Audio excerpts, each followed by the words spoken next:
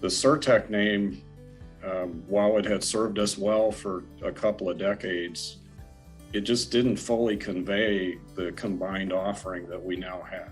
And there wasn't any, when you start trying to kludge names together and concatenate, and it gets really unattractive and all those things. And so it fairly quickly became clear that we needed to find a new brand and a new name. And so that was kind of the genesis of how we got here.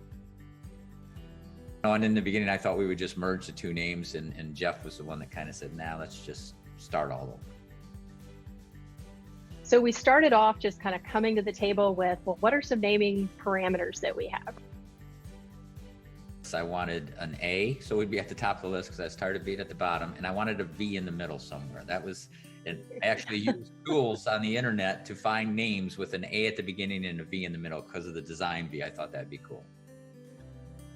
We wanted a name that started at the beginning of the alphabet, and we wanted something broad, that we could define what that name means.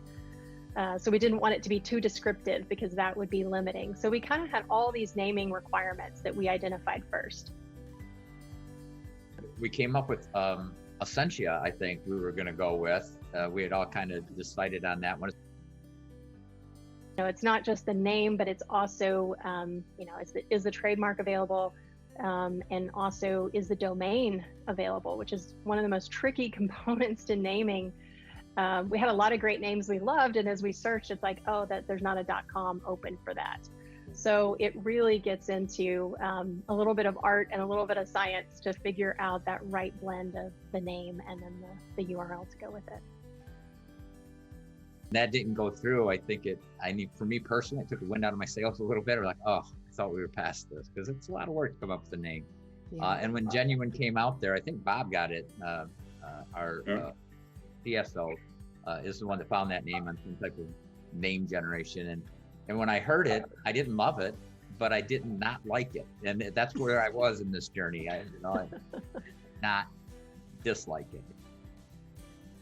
I was kind of with Todd.